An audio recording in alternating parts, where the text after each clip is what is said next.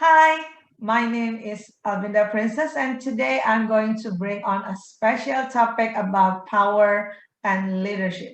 This video is the third video of the leadership series on my YouTube channel. So if you haven't watched the first and the second, then you can always go back to the first and the second at any time or even after this video ends. Okay, let's start. Power and leadership. Power, like leadership, has been contemplated and debated throughout history. Niccolo Machiavelli is perhaps the most famous of the pre-modern writers on the nature of power, though his works draw heavily from the Greeks such as Aristotle and the Romans such as Cicero. His book the prince portrayed the medieval ruler as someone who needed to wield power ruthlessly in order to serve and maintain their state.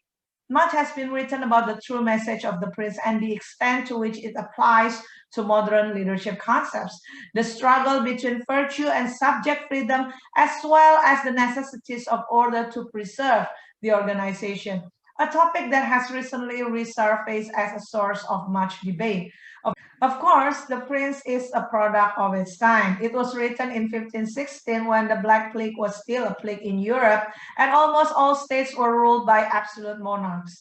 Monarchs who were usually bent on protecting and expanding their power. It was a period of almost constant war and upheaval. None were a better example of the types of leaders produced by these circumstances than the Medici family of Florence or the Borgias of Valencia, names that are still well known today.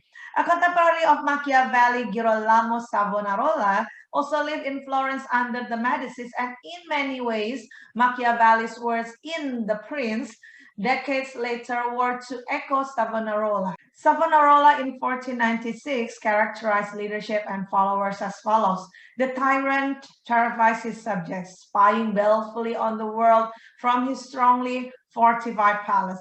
As sensitive to approaching prey or predators as a spider delicately balanced at the center of a web.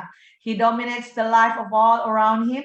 He takes credit for the achievements of nobler men who spend their substance on civic projects like great churches and other fine buildings, entertaining the ambassadors of foreign powers at his table.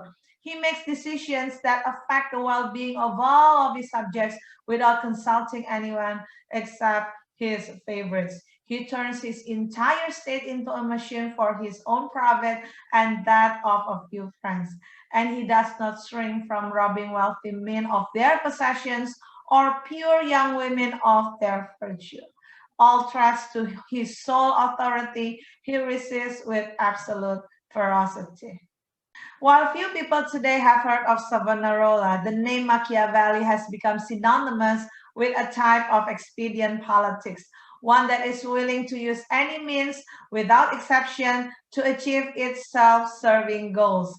According to Machiavelli in 1516, politics has no relation to morality, and it is necessary for him who establishes a state and arranges laws for it to presuppose that all men are evil and that they will always act according to the wickedness of their spirits whenever they have free will. Okay, I think that's all about the theory of power and leadership. I hope this video will be useful for you. Don't forget to like, subscribe, and ring the bell for the next informative videos. Thank you for listening. Thank you for watching, and see you again in the next video. Bye-bye.